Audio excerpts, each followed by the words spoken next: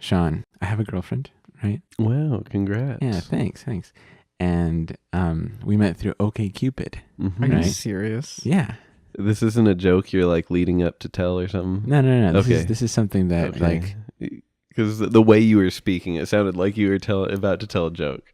it might be funny though. So I had forgotten this, right? But when I told my girlfriend that we were doing this podcast, she reminded me that on my OkCupid profile, I put something like, I want to find someone else to curl up and watch Game of Thrones with besides my buddy Shawn. I like that.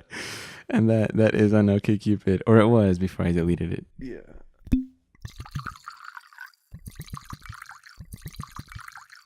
This episode we're having mic problems again because I don't have the cloud lifter. It's Last always- episode, Always something. I know. Last episode we were having mic problems because we were super close together and no proper mic stands. Yeah. Hopefully by episode 3 we'll have all this stuff sorted out. I'm gonna get like a little milk crate and put just everything in there Yeah. and just carry it like that. Podcast in a box. Exactly. Yes, and I haven't thought of what you're going to commit to. Remember? Nice. It sounds like Stella.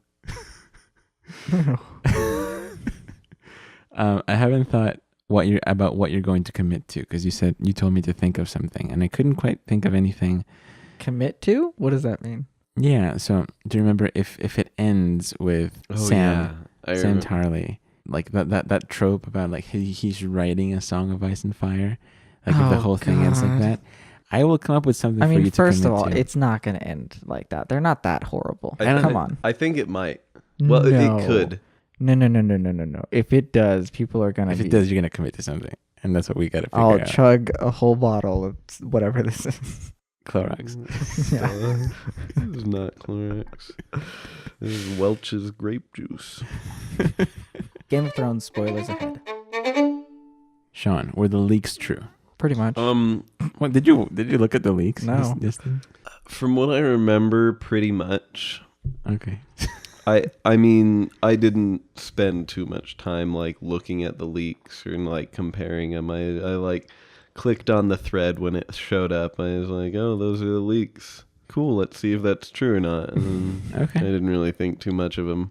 Okay, so I made notes as I was watching the episode. Shawn, you said that you were planning to kind of make notes on the supposed second watch through we're gonna do. Yeah. Yeston, did you do 1 or 2 watch throughs? I did one watch through and then one skim through. Okay. I just did 1 watch through and I made notes during that time. So I figured we might as well just start going down the list and you guys can kind of add stuff in as you see fit. Cool. Yeah. So the very beginning, I immediately noticed how, Shawn, what you were saying about season 1 parallels. Yep. With- all over the place this episode. And season 2 as well. Mm-hmm. Okay, But- hold on. We got to go back. Yeah, so like Arya, I mean, before that, we need to talk about the intro.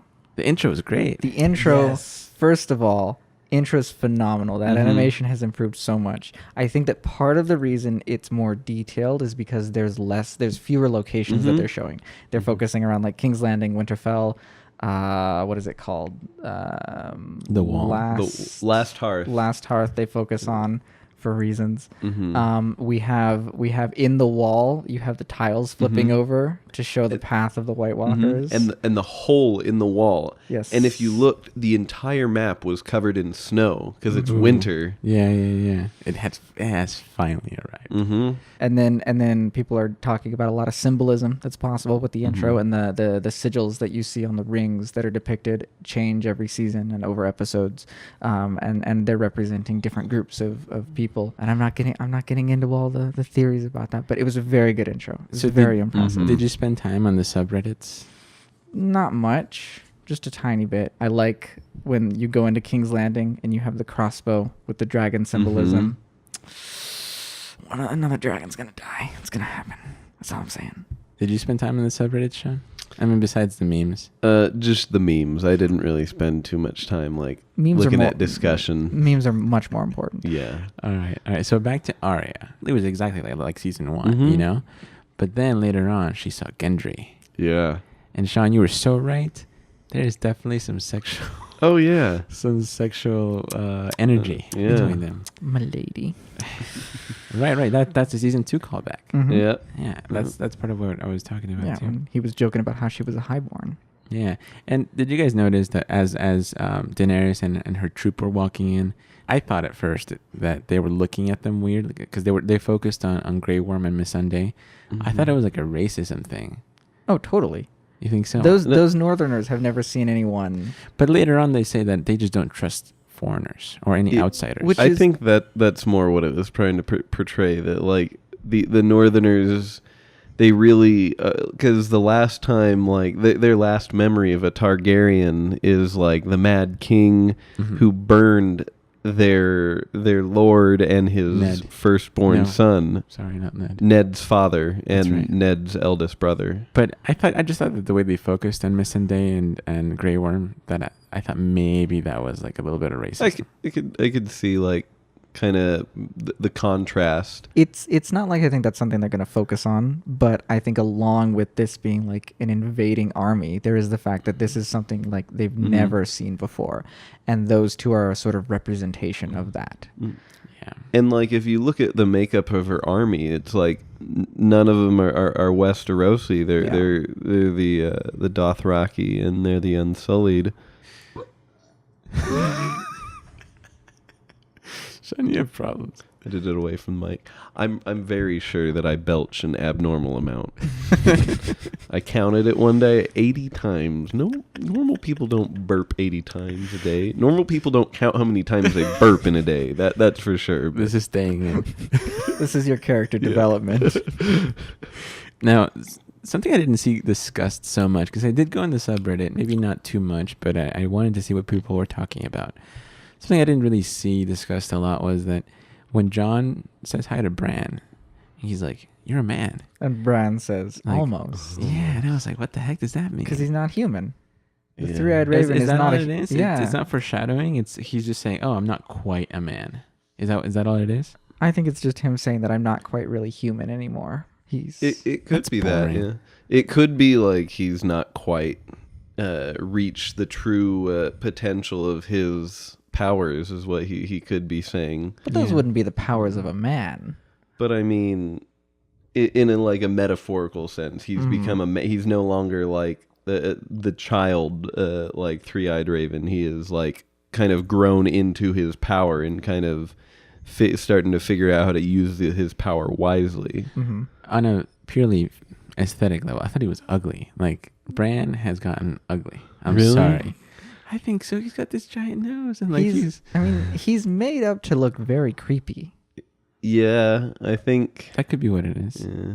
Anyway, that's not that important. Can we go back a sec? Yeah. I freaking hate Tyrion's writing now. I think it's so bad. Well, explain. It's like Tyrion used to be clever, and I think the show knows this, and I think Tyrion's gonna die very, very soon. That's my theory. Like, I hate him in the cart with Varys, and I don't understand why they decided to make Tyrion just constantly attack him for not having genitals. It's like all he taught, like he did almost nothing in this episode. Everything that he said was bad, and this is when he's talking to Varys, and Varys is just like, okay. And this is when he's announcing the Lannister army is coming, really not in a good way, perhaps not in a very tactile way. Well, I mean, probably you would be like, your reaction to Tyrion is what Sansa's reaction to Tyrion was. Oh, and I love, she's like, I used to think you were the cleverest person, Exactly. but now. And I feel like maybe, because my theory last episode was that they're trying to create conflict without realizing that they're making the audience turn against him. But now it feels like that's what they're trying to do. Trying to turn the audience against Tyrion. Yeah, like trying to make him have this fall from grace.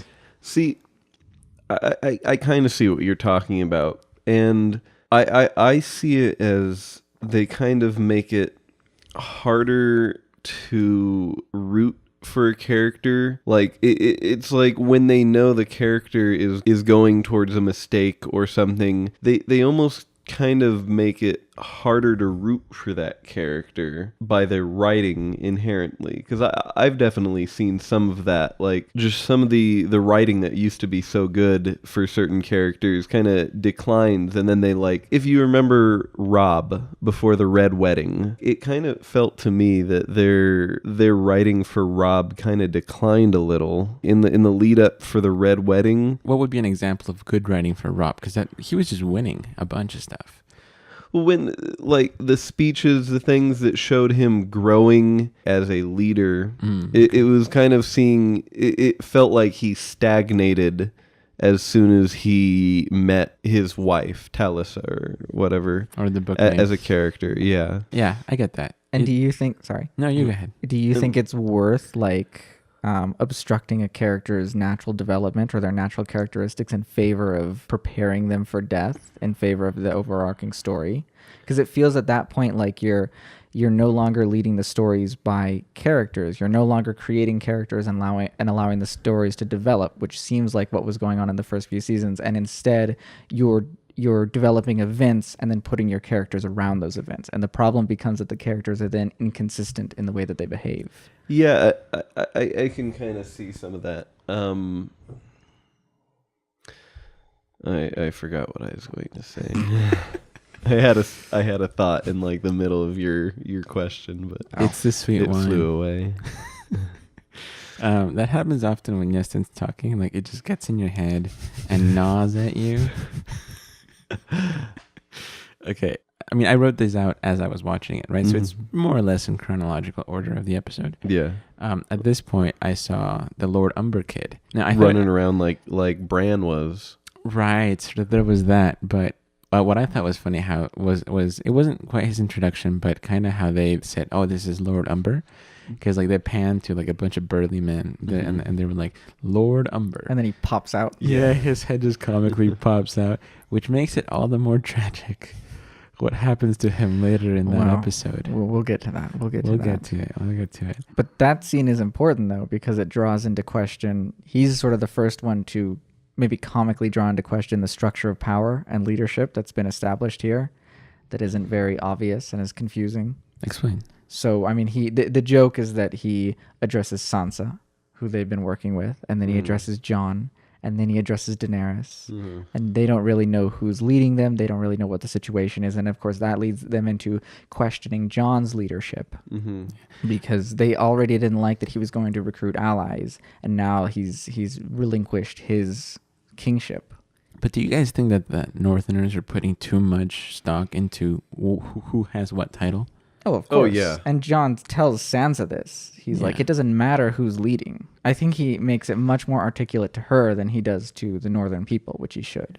But it's very clear that the characters who have seen the Army of the Dead and the White Walkers realize, they're the ones who are the smart ones. They realize, holy shit, this is coming for us. Like, you can see like a shift in Daenerys after like she sees the army and screws Jon. But it was that second part that really got to her. Like, oh, I really want to keep doing this, so I better help him out. So Dany and Sansa, they were sassy towards each other. That's gonna be fun to watch.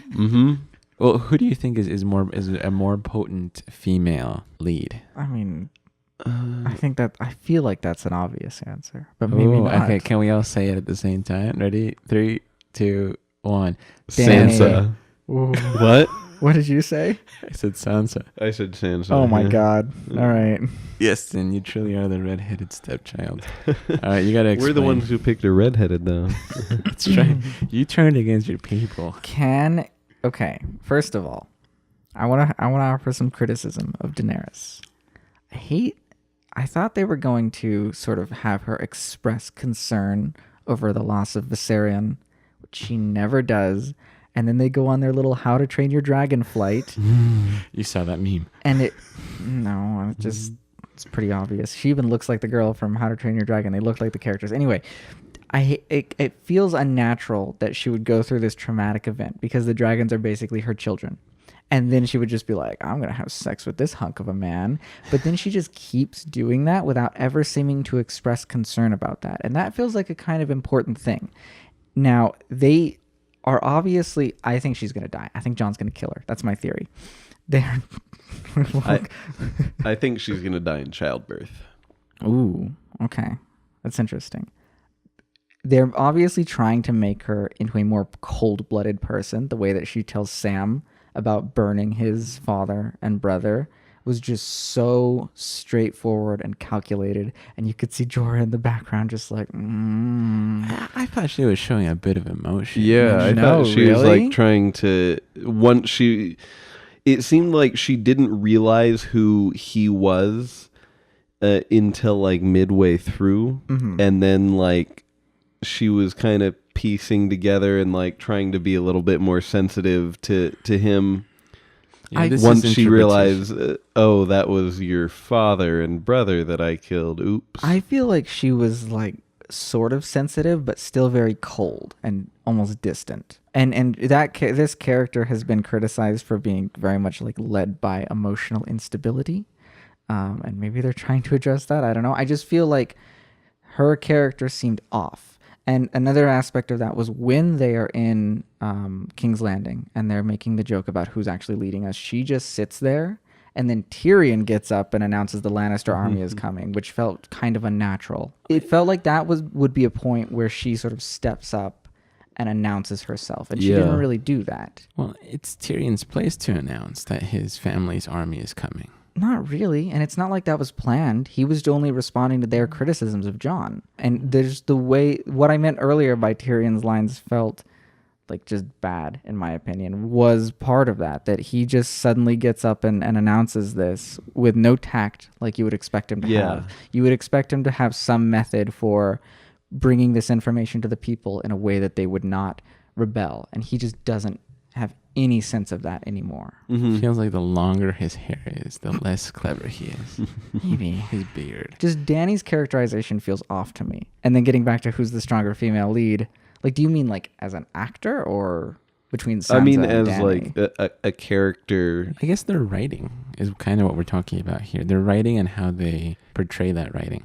I mean, Like, I was thinking in terms of like who would like beat the other in like in a stare off kind of like who flinches first kind of That thing. too. I think Sansa wins that battle. maybe. She's pretty cold-faced or stone-faced. Yeah. Yeah, you could say that. I think Still Sansa's hard. been through more, and I think she's like a better character generally. I think she's a more complex character, and she is obviously at a point that she's very sort of similarly cold, but for different reasons, perhaps. Well, she's probably picked up a lot from Cersei, right? You could say that, but she didn't Yeah. spend a huge amount of time with Cersei. I definitely see a lot of Cersei influence and a lot of Littlefinger influence yeah. with, but like you can tell she has like a hint of Ramsay in her. Oh boy. Oh yeah, that's what I feel like. Most of Sansa's development took place after Cersei, after she left. Oh yeah, absolutely. and I do think that has led her into becoming a very hard person. But that's better, Sansa. Of course, yeah. Yes. No, I mean, I was looking at some of the first season, and I forgot how much I hated her in the beginning. Oh, 'cause she yeah. was on the side of Joffrey. Then we get to see Gendry with the dragon glass. It's you mentioned it last time we were talking, Shawn, how they have a stockpile of dragon glass. Yeah. And this is going to be how they fight the White Walkers. Yeah, it's really cool. You've seen in some of the promo shots, the Unsullied with like dragon glass lined on their shields and whatnot, and that'll be really cool to see like how it comes together the next 2 episodes. And, Yeah, because next episode we're getting and we'll talk about the predictions at the end, but we're definitely getting a battle next episode. No, that's episode 3. Oh, okay. I heard somewhere that they were going to have like 2 or 3 battles throughout the last 6 episodes. I know that the big battle is episode 3, and that's what it's been slated as. Like it's apparently is like on record as like the largest or longest or some like battle sequence ever filmed. Remember when the battles used to be off screen because they didn't have the budget, Yeah. or they would just knock people out? I remember that. Yeah. What they should have done for The Hobbit. So, Jon and Arya's reunion Yestin, you said it was going to be very awkward And it wasn't awkward because Arya hid everything. Arya hid everything. Yeah, she's so two-faced now, which is look. I love that about her. Yeah. She's got no face. Yeah, she's got more than two faces. Yeah. So either no face or all the faces. Yeah, but so like Bronn obviously has no intention of hiding his nature at this point, but Arya obviously You mean does. Bran. Yeah. There's so many characters with similar names. Tormund and Tormund. Okay, Yestin, you should not be doing this podcast. I shouldn't. No, but she totally sort of hid that from Jon. And there was obviously sort of a mutual respect there, but I don't think he really knows. You think he'll find out? Yeah, eventually. He'll see her fight something and he'll be like, ooh. But will that change his perception of her? What do you guys think? I think it'll make him like her more. Yeah. Yeah, I think it could only be I think seeing her skills could only be a positive thing, but knowing what she's gone through and knowing. Well, okay, those skills came at a price, though. I mean, Yeah. you said that it didn't really, as far as consequences for the magic she now has, and you're right. But the skills, not the magic, came at the price of her character changing, and I don't think that's going to be the same. I'm kind of expecting a little bit of friction between Jon and what he thought was his little sister, who is a completely different person now. And see, that's what I initially expected. But I think now they've both been through so much that's not that big of a deal. I don't know. I feel like he wouldn't be that opposed to the vision of what she's become. Maybe they just don't have time to show it. That's another thing. Then we cut to Euron's awkward pickup lines for Cersei. Oh, God. Which they worked. They didn't work. She just decided that it was better to satisfy him and not have to deal with the consequences of him becoming more difficult, which everyone already knows he is. Mind you, I did like the parallel of Cersei being already pregnant with Jaime's child while someone thinks that he's going to put a prince in her. Or is she? Just like, or is she? Sorry. When did they consummate, Cersei and Jaime? What after she locked up the Sand Snakes lady, she and Jaime did it, and then a couple episodes after, she's like, "I'm pregnant," and I totally forgot about that. That's why Tyrion even did his deal with Cersei. That's right. Oh my gosh, I should have done this rewatch. Poisoning people's daughters always gets me. Yeah. That's all I'll say. Just what I was saying, that is supposedly when the baby was formed, but there's a possibility there is no baby, and that is maybe foreshadowed by Sansa's criticism of Tyrion, saying that you're blinded. There's no way. Do you think it's a red herring? Maybe. I don't think it's a red herring. I think she is pregnant. We'll see. Bronn says that family. Bronn is a great character with great lines, and it's never ending with the Lannisters.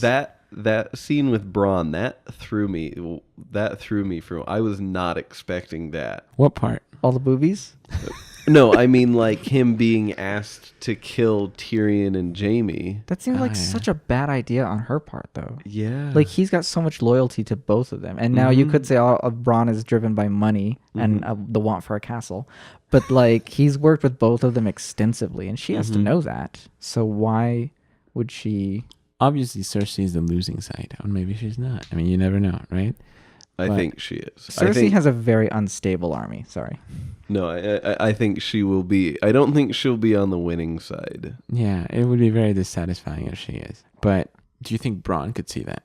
I mean, if Bronn could kill them? So let's just say that he is, capable of killing the Tyrion and Jaime. I mean, and physically he is, because neither of them could beat him. Well, no, I mean, like, do I think he's going to do it or not? I mean, let's just say that he could make himself do it. Right, like within the universe of the show, would he do it because he thinks Cersei is the winning side? Like, could he possibly think that out of the three armies, Cersei could win? I don't think he thinks Cersei can win, and I think he might get to them, and I think he might realize that Cersei is going to lose. I mean, or is he just going to get there and be like, "Wow, there's so many way bigger problems like the dead that we have to." Well, he already face. knows about that, sort of.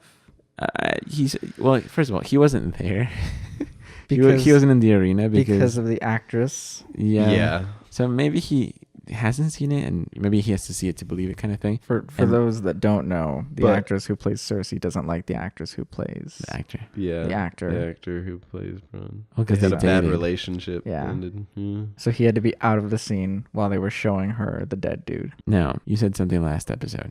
How exactly did we put it? Like, we were talking about Theon, and I said something like, "Do you think Theon's gonna lose another appendage?" And you said no, but that Theon might grow balls, and he totally did. Yeah. He grew some balls this episode, Yeah, he did. and then Yara like smacked him for it. But That's what Well, I happened. mean, I imagine her smacking him was for jumping off the boat. for leaving him in the first place. But I just remember when I saw that, I was like, Shawn freaking called it. See, but I wasn't expecting it to be that quick. I thought he would have gone through it. Like, it seemed like he just like showed up like that. I think that's probably the better call, though. Mm-hmm. Just get all these little things out of the way, and that way they can focus on the big. Yeah. That way he story. can go to Winterfell and die. You think that's what's going to happen? I think he's going to die how in the he's Battle gonna- of Winterfell. That's how he's going to redeem himself. Has he, He not might redeemed save himself? John. He might save John and die for it or something like that. Maybe he's redeemed himself to Yara, but not to the Starks. Yeah. It's true. Why does he look like Anakin Skywalker? That's what I want to know. He does. I think he looks a lot better with his longer hair. Yeah. So the dead can't cross water. Yara definitely confirmed that to us, because we were a little bit on the fence about that last time. it can a freaking dragon. Okay. Yeah. But then they have two dragons. What's going to win, an ice dragon or two fire dragons? I definitely think that the ice dragon is going to die by the end of the battle. For sure. But what would win? One ice dragon or two fire dragons? I think two fire dragons. Yeah. So like they're good, man. I feel like the Night King is a magical creature that is capable of taking out at least one more dragon, especially with an ice dragon. Granted, they will now be prepared, but I don't think it'll be enough. So which dragon do you think is going to survive? Drogon or... I think both Rhaegar. of them are going to survive. They're Only both- because John is now riding one. Yeah, they need two dragons for Jon and Dany to ride and to watch them make sweet love. And I didn't know dragon Jon- babies too. Yeah, what was the joke? I didn't know Jon would ride two dragons in this episode. Okay. That shot, is it Drogon that's watching them? Where it zooms in on his face and it looks like weirdly human. Like he has an expression that's like creepy. Well, it's CGI, man. That budget's crazy. Oh, I know, but I'm just saying it looks creepy. Not Yeah. enough budget for elephants, apparently. I guess not. Cersei wanted those elephants. Yeah, that's another meme. Do you think that was a meta commentary about how they decided totally. not to film with elephants, but they were like, we wanted to. Totally. So let's talk a little bit about what is dead may never die. Only because they said what is dead may never die, but kill those bastards anyway. Like talking about the dead, right? Mm-hmm. Shawn, you explained to me, and I feel like not everyone is aware of this. I definitely wasn't until you explained to me. Part of their oath. Well, no, not just that. Like how they baptize them. Oh yeah. Well, I mean, you see it when Euron is elected king. They like shove him under the water, like essentially force him to drown while they recite this prayer, and then like the ones that don't come back to life after they like bring him back to shore, they apparently weren't strong enough. Yeah, but I think, is that just for the kings, or is it for everyone in that island? That's generally how I think it's how you're baptized in the religion. Yeah. I don't So- think that was super clear in the show, though, because I don't remember getting that until you specifically told me that, because you knew that from the books. And I thought it was so stupid. Wait, why? Because, like, they might kill most Yeah. of their people. Well, I mean that is a strong group of people, though. Yeah, getting they've been good doing it weekends. for 1,000 years. Are you pro drowning? Hey, man, I'm just saying, you got to weed out the weak. Like eventually, like that gene pool will have been altered by the Yes. fact that like Even- they partially drown you. Like when They you're are they are self-selecting evolution here, and eventually they will be like super aquatic beings. Okay, I guess you guys are in agreement here. But no, you're right. From the show perspective, it really just does seem like they do it for the election of kings. Yeah, that's what you kind of get from the show. Yeah. So I had no idea that they do it for everyone. Do they do it when they're babies? I think it's been a while since Okay. I've read the novels. Trust me. Now, Tyrion. I think Tyrion makes a comment on the Karstark sigil. Mm-hmm. Yeah, he says it's one of the better sigils. Yeah. And I thought I'd ask you guys, what is your favorite sigil? Do you guys know it off the top of your heads? I mean, there's the main ones, but I feel like Shawn is gonna come up with like a wild card here because he knows all the weird ones. I'm not really into vexillology. I'm sorry. I think one of the coolest ones in the series is the Manderleys out of White Harbor in the north. You were right. And it's got mermaids on it. Like, Okay, so I assume that they're pledged to the Starks because they're in the north. yeah. Is there a story behind this house? In the books, they do more things against like leading, kind of doing the revolt against Roose Bolton and all that. But They're not really. They're viewed in the. You can see a dude in the red wedding with like the logo on his chest. Holy smokes. Okay, so to describe House Manderley a little bit, you know what? Yeston's usually very good about describing things. Am 'cause I? He's blind. Oh, thanks. It doesn't. It looks like less like a mermaid and more like Poseidon. Like the Mer King from SpongeBob. Yeah, like a SpongeBob-esque depiction of Poseidon, but with a dolphin tail. Mm-hmm. That's just one interpretation of it. I think if you just Google it, like you can see. Okay. Is there one with boobs? They all appear to be masculine. Oh, like, okay. And what about you guys? it's a sort of light teal color. It's very interesting. I like the one with the tortured dudes. the Boltons. The best. The flayed Yeah, man. when they have their wall of shields. Yeah, that is cool. Yeah. I thought one of the stupidest ones is the Sun Spear. The sun spear, where it's literally just a sun, Yeah. spear in a sun. It's the stupidest thing ever. They should have had snakes on it or something. I don't know. It's what's that house? The Martells. The Martells. Yeah, they're such a cool house. They're the only exotic ones in Westeros. I mean, exotic because they are literally like the minority as far as like ethnicity goes. But I think they're a cool house, and they have such a crap sigil. As far as my favorite sigil, it's gonna be boring. I mean, I don't really know a lot of those. You know, I feel like the Baratheon sigil is very cool. Yeah. And Stannis, or the Stannis one with the flaming heart, or no, the that regular was terrible. one? I like the regular one. The regular one also because from what I read about the Baratheons, they're kind of a new house, right? Mm-hmm. It was Newish. founded by a bastard, which people are thinking that's what's going to be Gendry's fate at the end of the series. Like, he'll refound like the Baratheon dynasty because like he was a bastard, and House Baratheon historically was founded by a bastard. Do I have to bleep out bastard? No. That's like a term describing their parenthood, their Okay. parentage, I guess. Just making sure. Whenever someone curses you, I make a mental note. Okay, I have to bleep that. It's just the fate of editing. Okay, so Yestin, you don't have one? Nah.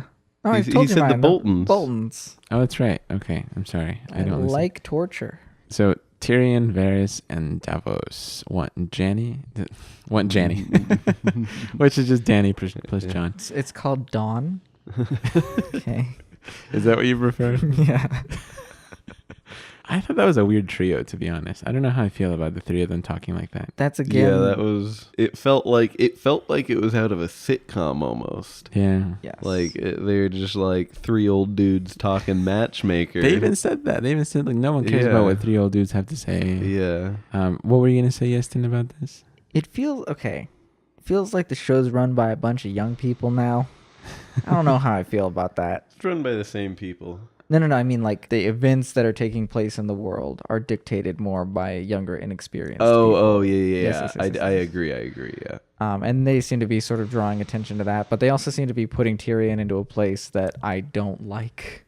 And that Meaning a stupid. They really are saying like, oh, he doesn't really have any say anymore, which is unfortunate. What could his role be? I mean, I still think he could just serve very effectively as an advisor and someone to critique everyone, which is what he used to do. But he doesn't do that anymore. He just he's there. Okay. What do you think his role could be, Shawn? Do you agree? I think he's proved himself to be very good at the hand, but it's frustrating to see. It gets really frustrating to watch Tyrion try to give like more strategic, like as in like military kind of stuff, because it's clear that he errs on the side of like inaction versus like risk. Right. Where he'd just rather Like keep when you people watch him alive. when you watch him counsel Dany, he's always like the voice of like the path of least resistance kind of thing. Which is interesting because he was the major player in the Battle of Blackwater. But even that you could have said was the same strategy. Yeah, he knew like an enemy was coming for them, so he had to do his best to use everything that he had with him. Yeah. But when it was like it was something though. I mean, he burned so many people. oh yeah. So like it wasn't like it was a passive thing. I mean, yes, he was defensive, but Oh, I'm not saying like he can't be like he can't be ruthless or anything, but like I mean he like when Daenerys is trying to go off and do things, he's always like watch out now, like now if you die or like that was kind of careless, kind of. Is that a recent development of his character? I think it kind of has over time. Like you see it kind of start like near the end of the Marine line, and you start to start to see it once she gets to Dragonstone. Okay, so the dragon riding first date. What, Yeston? Okay, can I draw? And I do think it's a first date because, like, I mean, we're getting into stupid stuff here. I mean, they banged first, but they didn't really. Anyway, go on. Their first date was fighting the army of undead. Oh, Just two criticisms. They, Jesus. Just two criticisms. Okay. I'm just trying to move on. Two light criticisms, and maybe they will address this, but I kind of don't think they will. There's 2 points in the episode where they reference food as being a problem. So one is where Sansa, in an aggressive move toward Dany, says, well, how are we supposed to feed your giant army? When I accounted for food storage, I didn't account for this. And Two that dragons. Yeah, but that felt less like a plot point and more like a just showing the tension between them. And I don't think they're really going to do anything with that, which is kind of unfortunate because it is a realistic problem. like it's a logistic problem. Yeah, it's a logistic problem, but it would be maybe a little boring. So Yeah. I don't think that's But actually going to be. I don't think it'll be a problem if we know that the battle is going to happen like really soon. That's true.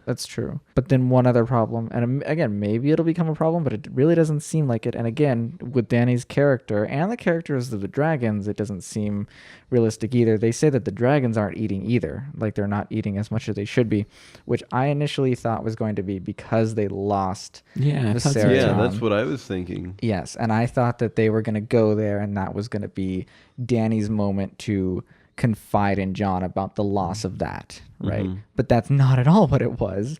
They just wanted a reason to get them up next to the dragons so that they could have their little fly around. And I mean, why is no one concerned that supposedly like only a Targaryen can ride dragons, and then Jon is riding a dragon, and then the dragons watch them bang, and it's weird, and Dany's all like, it's fine, and this seems like not good characterization for any of them, including Keep the your dragons. queen warm. Yeah. What is with Jon and waterfalls? Oh yeah, Yeah. And like women wanting to stay in caves with him Yeah. forever. Yeah, because I read somewhere that It was she said the same thing. Paralleling Ygritte, yeah. Yeah. Yeah, but like she literally said, or maybe not literally, but pretty much the same thing as yeah, Ygritte said. very we should stay similar. here to like forever. Yeah. I'm kind of glad. I was surprised but glad that they like kept on building on their relationship. I'm really glad they didn't go with the cliche of like ignoring it kind of thing. Ignoring Like Jon. ignoring their relationship like after they banged and like kind of making it awkward between the two of them. I would have hated to see that cliche play out in Game of Thrones. So this is the better option. I think so. If she dies at the end, that makes their chemistry now like all the more. But do you think that Jon now knowing, I guess I'm skipping a little bit ahead. Yeah. Do you think that Jon now knowing his relationship to Daenerys, do you think that's gonna halt it?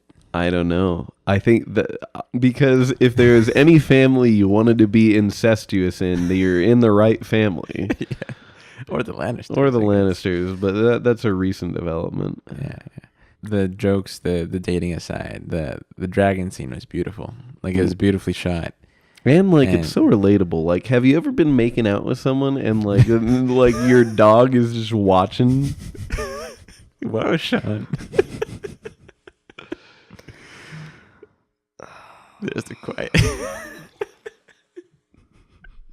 That was a just very gonna drink my wine. satisfied sip you just took. This I did not expect from you, Shawn. But okay. It's annoying, man. We touched on Sam Tarly. I was surprised that when Sam went down and told John that John didn't say that, like, oh, you're saying this because you're angry at Daenerys or something like that. Because that was my first thought. Like when he was just told like terrible news from Daenerys about something she did, and then immediately he has to go tell John that he's like the rightful heir of the world. I mean, you know? that's I can see why they did that though, because they're not really connected, the two things. I mean, yeah, maybe they're both affecting John at the time, but they're separate from each other. Yeah. Don't you think? Yeah. I mean, do. it's just coincidence. I definitely do. Like that's how I was expecting the scene to play out, but I think the way they did it was pretty good. Yeah, and did you guys watch the Yes and Disagrees? Okay, just one thing. Again with characterization. I thought Sam in that sequence of scenes was super weird, and it felt like they needed him to be involved in several events, and so he just kind of kept switching. First of all, really enjoyed the acting when he's being told about his dad and then his brother. Like the difference in reaction I thought was very well done. But then he goes out and has a chat with Bran, and then he goes down to Jaime and angrily tells him about the situation. John, and angrily tells him about the situation. And then he switches over and tells him the facts about him being related. And it felt like there was a bunch of stuff very quickly. And he, as a character, consequently felt very inconsistent. It felt like he was acting irrationally for what he had just been told. Would it have been better if Bran told him about his heritage? No, because he's a robot. Yeah, Bran is a robot, but also John trusts Sam.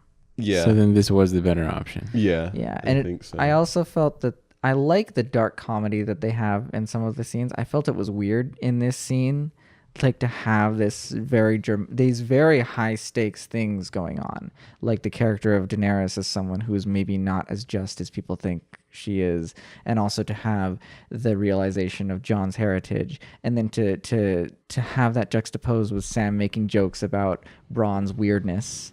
Because Bran, I'm sorry. My God. Bran's weirdness. He's Raisin Bran. I'm just gonna call him Raisin.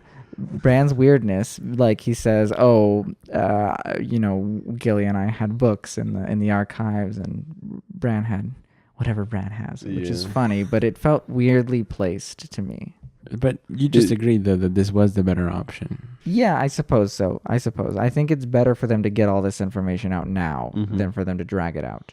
Okay, because it sounded like you were criticizing it almost. I was just criticizing the way that his character acted. Also, I just want to point out that he goes out and talks to Bran, and Bran says he's waiting for an old friend, which we find out at the end of the episode who it is. But does that mean that he was just waiting outside the whole night? Like what? Yeah, They just left him there. Chilling, waiting just to freak out. Yeah, just to you- freak just out to freak- Jamie. Did you guys see the meme though about that? Which one? Where Many memes. where Bran's like, "Hey Jamie, can I get a push?" Oh yeah. Do you think that's showing his humanity though? It could be. I want to see where it plays out. like I want to, because if Bran, this is kind of getting into the predictions for next episode. Yeah, go ahead. It's fine. The way it plays out, I think, is going to tell us a lot about Bran, because Bran has the ability to see everything. So he's going to realize, assuming that he does look back, he is going to realize that Jaime's not that bad of a person, other than the fact that he pushed a child out a window. My theory would be that Jamie's going to be obviously concerned about this, and Jamie's going to go with the want to sort of ask for forgiveness or something like that. And Bran is going to say, I don't care. We don't have time for this. It had to happen for all of these events to unfold. Yeah. You're important for some reason. Let me take you to where you need to be. And that's why he's waiting for Jamie. Yeah. Not as some reunion, but as some very tactile plan. And I feel like people like Sansa are going to want to like get revenge or something. Yeah, no, And Bran will be like, doesn't matter. And Brienne will be there, sort of maybe trying to defend him a little bit. But Yeah, that's probably definitely what's going to happen. I did want to talk about a little bit. I couldn't help but try and think how Jaime must be feeling when he sees Bran, right? he doesn't look happy. No, definitely not. And just kind of try to put yourself in his shoes, though. Like, back then, he didn't really care that he pushed him out of a tower, or whatever it was. He was horny at the time. Yeah. Yeah, He didn't think like the done. kid would live. No one would know. Like there would be no witnesses. Like Yeah. But now imagine thinking as Jaime might be, that this action that he took, let's call it in the heat of the moment, no pun intended, just how he must be thinking how it affected this kid for the rest of his life. I mean, and it's not that he's not the same person now. He doesn't know that. He doesn't know that he's a robot now. Yeah. Right? But just how he must be tormented by that. Did you guys think about that at all? Yeah, and it's something he hasn't really had to come to terms with because he's been so separated. yeah, it's like it's probably just like something he did and he's just done so much like.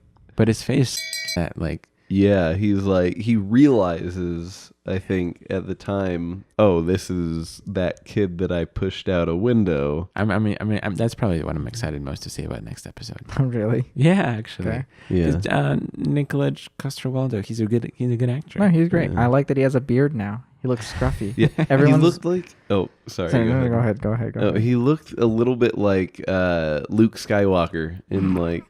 Everyone looks like Star Wars characters Yeah. now. The fact that Jon has a beard now, though, indicates that maybe travel time is being taken more into account. John? You mean Jamie? Jamie, I This is like the cannot. four. Yeah, This is the worst. He looks like he aged quite a bit on the trip Yeah. from King's Landing to Winterfell. And I think, I mean, obviously part of that is to represent where his character is now. Mm-hmm.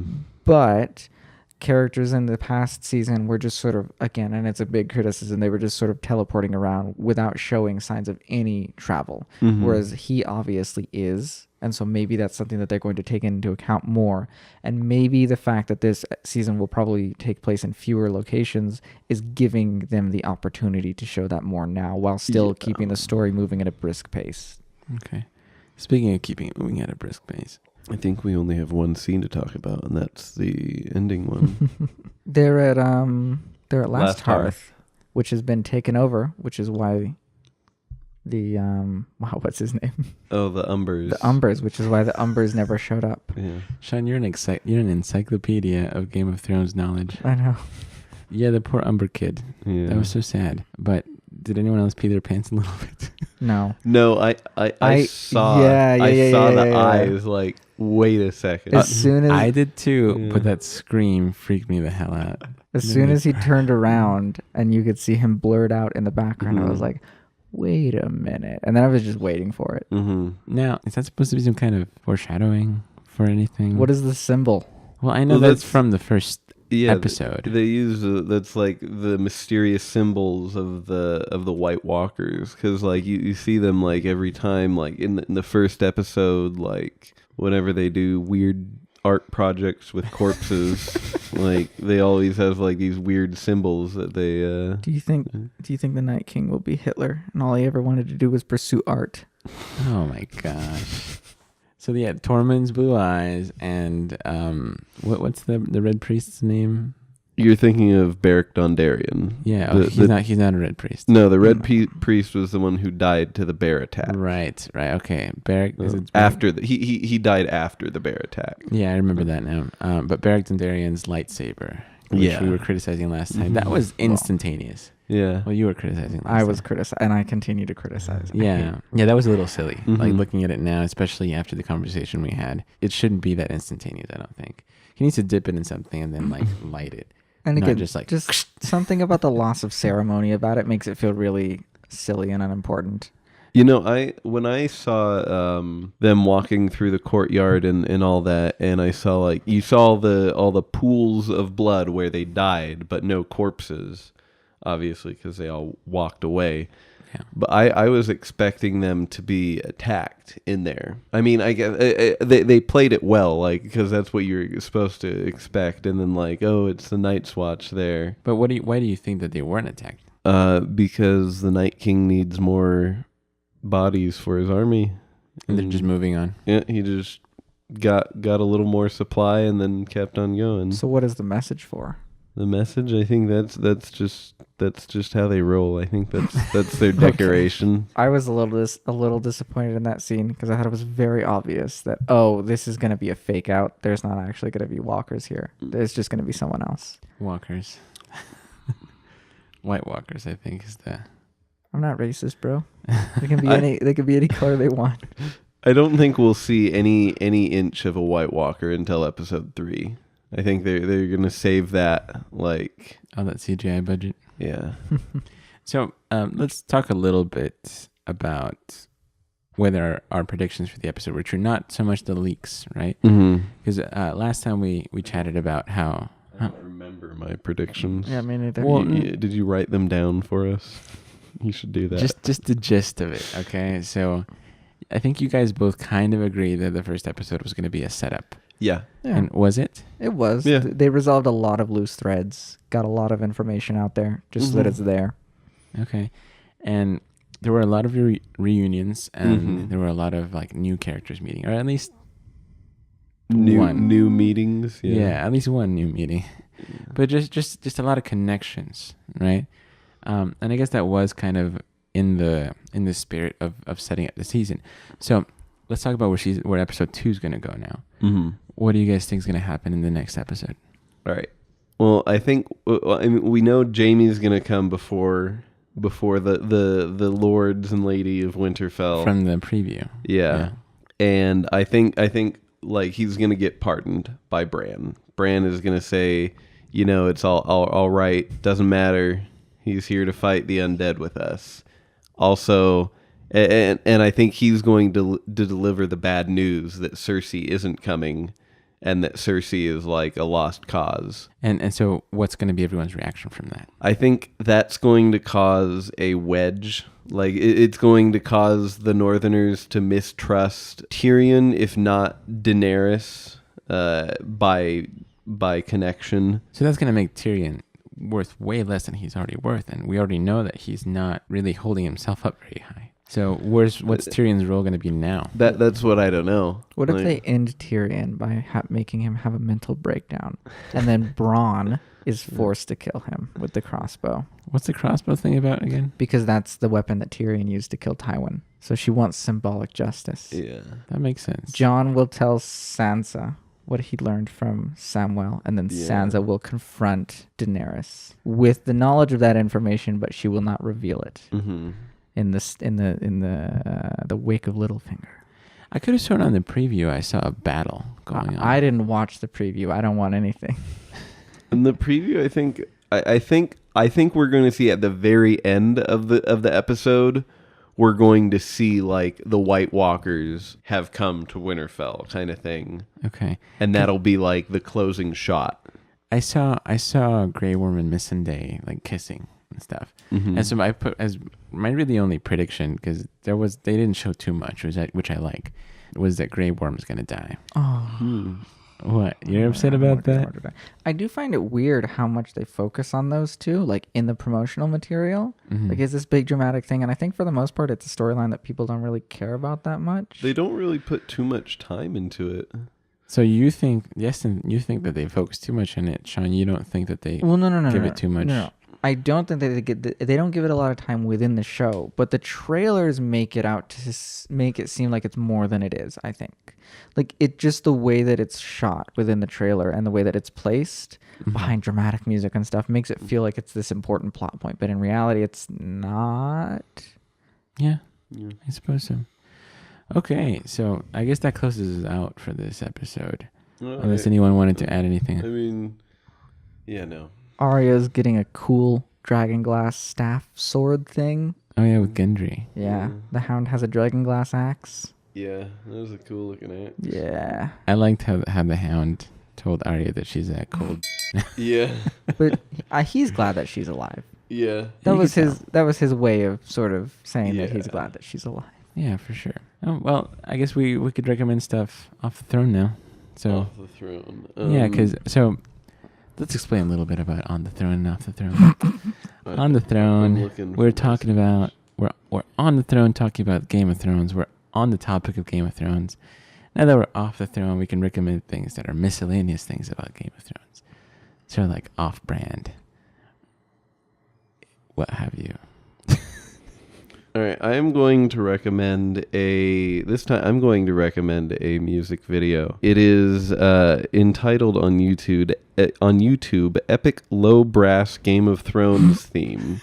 And it's a bunch of these professional New York musicians, all trombone players, bass trombone players, tuba players, you name it, and they showed up and they recorded the Game of Thrones theme mixed with the closing scene of, I think, season 2, where like the army of the undead are walking past all the way back in the end of season 2. That musical theme, and they combine them in it, and it's all like low brass instrument. It's really good. That's quite a contrast from the usual instrumentation of the soundtrack, because all they use is strings. And Yeah. I mean, the one time they used piano was very effective, but that's only one time. Is it really just strings that they use? I mean, maybe some woodwinds here and there. They use a wide variety of things, but there's a lot of strings And percussion. Yeah. Okay. I know this is old, and I don't know how people would take it, but there's a channel called Scholagrim. You guys... Never heard of it. He's a sword dude. Okay, last time I couldn't even understand what you recommended. Can you like spell it out this time? This is... Because it sounded like you said Phil Creme, like last time. And I looked up PHIL, Phil Creme. You could ask me. Okay, this is SKALLAGRIM. And he is a guy that he's all about swords and medieval weaponry. And he has a video critiquing some of the fight choreography from Game of Thrones battles. This one is specifically about Arya versus Brienne, and the idea of fighting a very large long sword with a tiny sort of short rapier that she has, and he sort of critiques the way that they depict that within the show. And this is Game of Thrones analyzed Arya versus Brienne. More realistic choreography? With a question mark. I really enjoyed in the first season when Arya was with her dancing lessons. And I'm very sad that he's gone. Or is he? No, he's gone. They're not going to bring him back at the very end. It was a metal sword that fell to the ground, and he had a wooden sword. Or is this what you've been watching, Justin? Like the theories? Is this what was in like Bridge 4? Okay, so I'm going to stick with my music recommendations. In Memorycast, all I recommend is music, and Justin criticizes me for it. And in here, it might just be all I recommend. There's a guy by the name of Joel Granger, and he made a Game of Thrones violin and loop pedal cover. And usually they're very bad, but this one's very well done. And I'm going to put it in the show notes. We'll put all of this in the show notes. So this closes us out for episode 2, and we're going to watch episode 2 of season 8 for the next episode. I think what we're going to end up doing is watch it on our own, then do a rewatch together to kind of gather our thoughts. Yep. And see what works out best. We'll compare and contrast to how this episode was, which this episode there was no rewatch together, and we'll see if it leads to better conversation next time. All right. Anything to add, Justin? You look like you have stuff to add. Just Danny. Better characterization. That's all I want. Make Tyrion great again.